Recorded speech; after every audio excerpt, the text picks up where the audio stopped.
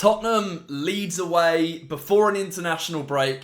Everything spells disaster for Spurs this weekend. But yet, we always go into these games with a little bit of hope, with a little bit of determination that we can right our wrongs from the last couple of weeks, put in a really good performance and head in to the next international break already, by the way. What is that all about? And there's another one in November. Absolutely crazy. But head in to that next break with a wave of momentum coming back into a very difficult end of October and November for Thomas Frank's team. We know, we don't really need to talk too much about it. We know that Tottenham have not played particularly well over the last couple of weeks. Starting, I think, with the Doncaster game, we weren't fantastic. With the Wolves game, we were far from fantastic. And with the Bodo Glimt game, we were even less than fantastic. Probably the worst performance out of the three, to be honest with you. And I feel like this Leeds game is going to be really, really tricky. The promoted teams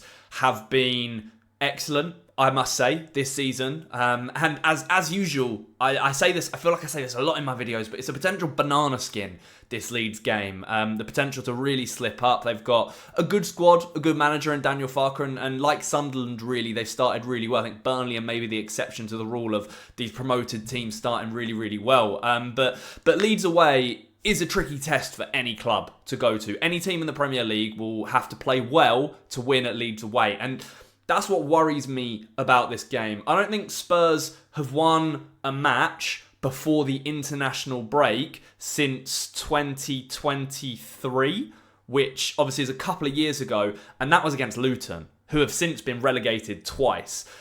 So history is not on our side for this game. And Tottenham, if they're not very careful, will be embarrassed once again by a team that, no disrespect to Leeds, we should be beating. If we want to be qualifying for European football this season, if we want to be competing for those Champions League spots, or at the very least the Europa League spots, we need to start winning games again. And the Wolves game was really, really disappointing. Obviously, draw before that as well. We need to start picking up 3 points again, because it's like it's like this same old merry-go-round with Tottenham and managers. You start really, really well and then things drop off. But we do have an incredibly hard November in particular coming up in the Premier League. You know, I think we've got like United, Chelsea, Arsenal all in the same month. And you can never guarantee what sort of points you're going to pick up there. So these games, although tricky on paper, I do know that if Tottenham put in a good performance, can come out of the other side of it with 3 points. And it would break the chain, this one. It would rewrite history, you could even say. It would go against all of the odds. And you could say, like the title of this video, how Tottenham can overcome the odds to win before an international break. Can you believe that we're sat here talking about that? It's absolutely insane to think about how Spurs just have such a horrible record before international breaks. And I don't know if that's down to players not putting their all into games, whether it's down to squad rotation, because Here's my issue, right? I feel like Thomas Frank's got the lineup pretty wrong over the last couple of games. Playing players out of position. Xavi Simon's playing on the left. He's not a left winger. Starting Bentancur and Paulinho at home to Wolves the other week. Not for me. That was a big red flag in terms of team selection. And I know Thomas Frank's very open and very honest about it, and he will say that he's learning as he goes, and he will make changes and adjustments to find his best squad, but it doesn't feel like he knows what that is yet. You know, 5 games into the season, 5-6 games into a season in the Premier League, it doesn't feel like Thomas Frank knows what his best starting 11 is. I think he knows some players. For example, he knows Kudus has got that right wing spot nailed down. But he's having to play Richarlison at striker because he has no other options. And that's another thing. You could almost suggest that he's playing with one arm tied behind his back in this sort of early season period, because Solanke's injured, has undergone surgery, which is just ridiculous, man. I feel like he never got injured when he was at Bournemouth, and as soon as he gets to Tottenham, he just picks up injury after injury and issue after issue. It's the same with a lot of players. I mean, Randall Kolo Muani, I think, is barely injured, but it does look like he is on the way back. And actually going to be able to put in some minutes for Tottenham very, very soon. Whether that will come against Leeds, I'm not entirely sure what Thomas Frank's thinking on that one. But the midfield two, I don't think he knows what his best midfield two is. I still don't even think he knows what his best defence is because he keeps rotating Jed Spence and Destiny Udogie. So there's not really that harmony and that cohesion and the links between all of these players that kind of know that they're going to be starting every week because new faces keep coming in and out of the squad.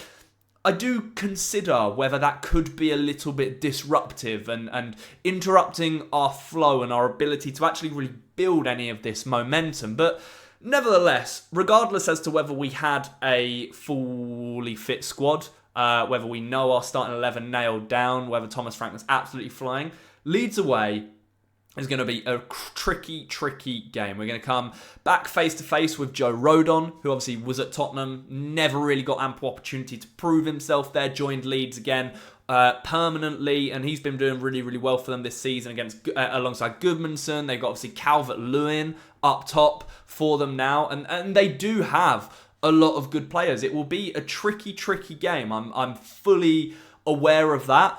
In terms of how Tottenham need to set up and approach this game, I do now think this is one where we maybe need to be a bit more cautious. And I'm really interested to see whether Frank might flip his formation again. We haven't seen that kind of three at the back with two up top since we played PSG in the Super Cup. And I do wonder why, because these are the types of games where that formation would maybe be perfect. I think it would give, let's say the top two were Richarlison and Kudus, it would give Richarlison more support and less isolation in the final third, which I think has been the main problem. Although he's not been in great form himself, he's not really been getting the service and the sort of deliveries either that would allow him to get into good opportunities to score goals. Kudus up there alongside him, I think could be a really, really smart shout. But we've also missed Pape Sarr's legs in midfield. So I do feel like he needs to come back into the starting 11 at some point as well. I think Archie Gray has been really, really excellent coming off the bench so far this season. And I feel like there's a really good story to be told there. Archie Gray returns to Ellen Road to Leeds, a club that love him, by the way. He won't get a bad reception there. Go back there, start for Tottenham, help Tottenham win, would be fantastic for us, of course. But I mean, even Leeds fans could not begrudge him if that were to happen. Whether it will or not, I don't know. I just feel like Frank loves to play it really, really safe. And I don't think we're going to be able to overcome these odds and win these types of games unless Frank plays a bit more risky with his team selection. We are, at the end of the day, Tottenham Hotspur Football Club. We are one of the elites in the Premier League. We should be playing on the front foot, playing aggressively, playing to dominate.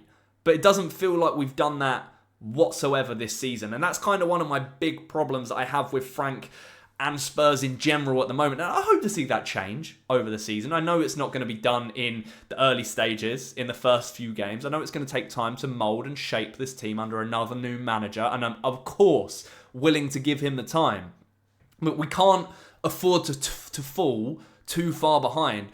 Otherwise, it's just going to be another long and boring season. You know, we've got a really tough Carabao Cup trip to Newcastle coming up. The Champions League is obviously going to be very, very difficult to go deep in. So then, all of a sudden, if you fall behind in the Premier League, you're just relying on the FA Cup, potentially. So, yeah, I want to see a bit more fluidity about Tottenham. I want to see players actually able to pass it to each other. And obviously, if we can nail that, that's going to help our chances massively on Saturday. The lunchtime kickoff as well really throws me off. I hate that.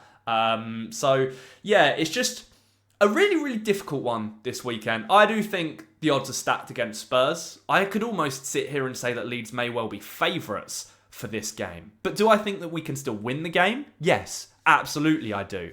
This is the lineup I would go for that you are seeing now. I'm very, very tempted to throw Antonin Kinski into the mix because Vicario has made a few errors in a few games recently for us. And I do think Kinski deserves game time as well because he's a really highly rated goalkeeper. My back four is that Jed Spence comes out. Hopefully Romero's fit. Again, I'm recording this before Frank's done his press conference on Friday, so I don't know. Obviously, he didn't travel to the Bodo Glimt game. But if he's fit, obviously he starts and captains the team. Porro right back, Van der Ven left centre back, and I'd put Udogie at left back. In midfield is a really, really difficult one. I'm half tempted to have Archie Gray in alongside João Paulinho. I don't think that will happen. And I want to see, and I think Frank may change it this weekend, and he may go with Sarr and Paulinho. I think that's the most sensible midfield too. Xavi Simons in the 10. Please, Thomas, Xavi Simons in the 10. We need that. Stop playing him left wing. On the left, I'd actually start Matthias Tell. Odebert's played a couple games in a row now. He's been okay, not amazing. Give Tell the minutes in the Premier League. I've said this after he's left out of the Champions League squad. Right-hand side, obviously, Kudus. And then up top will probably still be Richarlison. Hopefully, Kolo Muani can get some minutes. Obviously, we know Tell can play striker as well. So hopefully, we're going to start seeing a bit more rotation in that forward line, a little bit more. Don't want to see Brennan Johnson starting the game. I just don't think he's at that level. I think he hides. I don't think he's brave enough with how he plays. But yeah, either way, I'm gonna say this is going to be an incredibly difficult game to win. I'm actually going to predict a draw on this one. I got some weird feeling. This lunchtime Saturday before the international break. I'm going to go for a 2-2. Just absolute chaos from start to finish. Obviously, the Ellen Road crowd will be right up for it. It's whether Spurs can overcome those odds, deal with the pressure, and prove to people that they are a team that are going to be dangerous this season. If we just sort of roll over and take it from Leeds, that's really going to annoy me. I want to see the fight. I want to see the quality that we've been missing over the last few weeks. And then maybe, just maybe, we can come away from this game with some solid points and positives to talk about. So let me know what you think down in the comments. What's your prediction, score prediction for the game in Yorkshire against Leeds? And who do you want to see in the starting 11? Let me know. Thank you so much for the support on the channel recently. I really, really appreciate it. If you've enjoyed the video, don't forget to like and subscribe. Enjoy the game at the weekend. As always, come on, you Spurs.